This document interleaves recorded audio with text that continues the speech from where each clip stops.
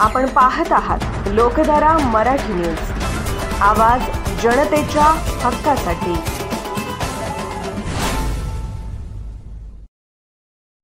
जत तालुका काँग्रेस कमिटीच्या वतीने आज शासनाच्या विरोधात एक दिवसीय धरणे आंदोलनाच्या माध्यमातून शासनाला जाग आणण्याचा प्रयत्न या निमित्तानं केला जातो। आज जे शासन वेगवेगळ्या या महाराष्ट्रातल्या शेतकऱ्यांना, त्याचबरोबर आमच्या माता भगिनींना वेगवेगळे आश्वासन देऊन हे आज सत्तेवर आले आणि सत्तेवर आल्यानंतर जवळजवळ आता 4 महिने होत आले। जे काही त्यांनी आश्वासनं दिली त्याचा विचार आज या शासनाला पडतोय। हे आज या निमित्तानं, या धरणे आंदोलनाच्या निमित्तानं आपण त्या शासनाला जातो।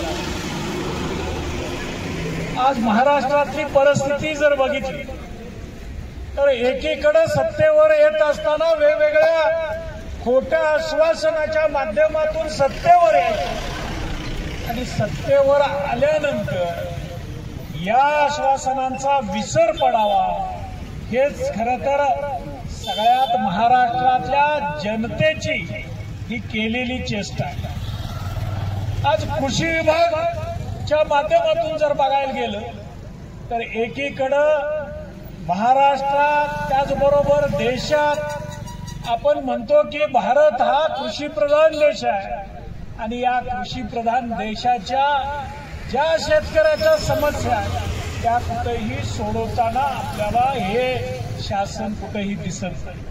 मग ते केंद्रातलं असू दे नाहीतर महाराष्ट्रातलं असू दे। आज जे महाराष्ट्रातलं सरकार आज सत्तेवर आलं 4 महिन्यापूर्वी, त्यावेळेस त्यांनी सांगितलं होतं की आम्ही शेतकऱ्यांची कर्जमाफी करू। केली का? आज मार्च महिना सुरू आहे, आज 4 महिने सत्तेवर आले तुम्ही येऊन, आणि सत्तेवर आल्यानंतर 4 महिन्यानंतर सुद्धा आज मार्च महिना आहे। मार्च महिन्याच्या वसुलीच्या धर्तीवर आज प्रत्येक बँका या आमच्या शेतकऱ्याला आज अडचणीत आणण्याचा प्रयत्न या निमित्तानं ते करतायत। खऱ्या अर्थानं कालपासून अधिवेशन सुरू झालं आणि या अधिवेशनात खऱ्या अर्थानं तुम्ही जे काही आज हे अर्थसंकल्पीय अधिवेशन आहे, या अर्थसंकल्पीय अधिवेशनाच्या माध्यमातून या महाराष्ट्रातल्या सर्वसामान्य शेतकऱ्यांना आज न्याय मिळणं गरजेचं आहे। आणि म्हणून आज काँग्रेस पक्षाच्या माध्यमातून आज धरणे आंदोलन विविध ठिकाणी महाराष्ट्रात सगळीकडे केले जात आहे। आणि हे फक्त महाराष्ट्रातल्या जे इतके दिवस ईडीच्या माध्यमातून आलेलं सरकार होतं, आता आलेलं आहे ते सरकार ईव्हीएमचं सरकारचं आहे असं म्हणताय।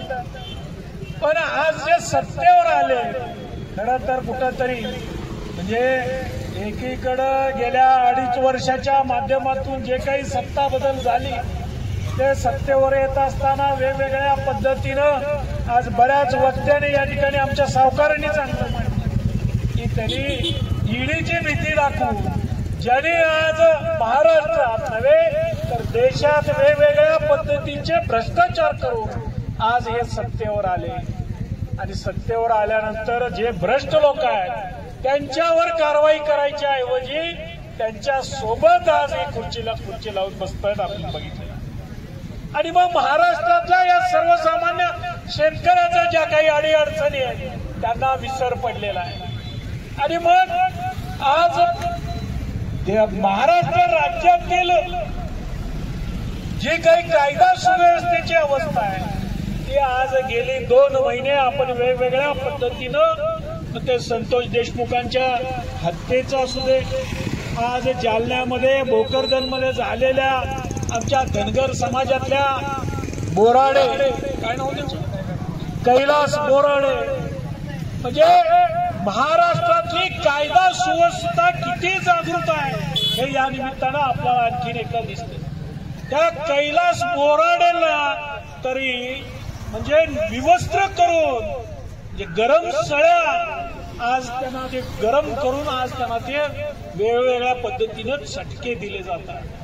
आणि मग संतोष देशमुखच्या माध्यमातून तर आपण सगळ्यांनीच बघितलं की ज्या राज्यातले एक मंत्री महोदय या सगळ्या हत्याकांडाच्या मागे आहे, पण त्यांचा आज त्या संतोष देशमुखांच्यावर केलेल्या अन्यायाचा म्हणजे जसं संभाजी महाराजांना तडपडून मारलं गेलं, आज आपण एकीकडे छावा आज सगळेजण आपण बघतोय, तशाच पद्धतीनं आज संतोष देशमुखांना सुद्धा आणि आमच्या त्या कैलास बोराडेनं सुद्धा मारण्याचा प्रयत्न आज या निमित्तानं आपण केले बघतोय.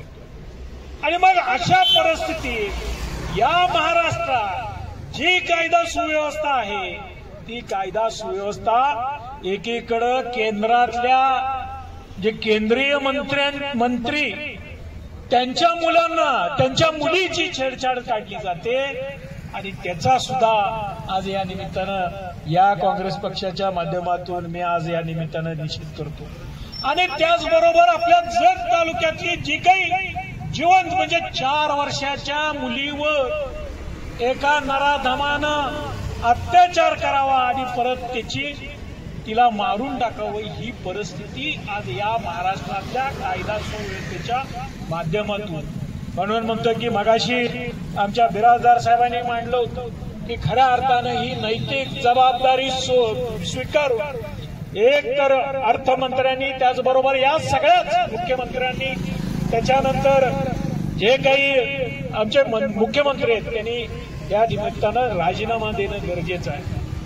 आणि त्याचबरोबर जे आज ज्या संतोष देशमुखांच्यावर अन्याय करून त्यांना मारलं गेलं त्यांना पाठीशी घालणाऱ्या मंत्र्यांना आज त्यांचा फक्त राजीनामा घेतला गेला तर त्यांना या आरोपात आरोपी करून खरं अटक करण्याची जबाबदारी आज या महाराष्ट्र राज्याच्या मंत्री महोदयांची आहे असं मी या निमित्तानं म्हणतो की आज एक दिवशी आम्ही धरणे आंदोलन केलेलं आहे आणि भविष्य काळात याच पद्धतीनं जर महाराष्ट्रातलं शासन करते जर आपण त्या सर्वसामान्य लोकांना जर न्याय देणार नसतील तर या पुढच्या काळात आपल्याला वेगळ्या पद्धतीचं तीव्र आंदोलन सुद्धा या निमित्तानं आपल्याला करावं लागेल.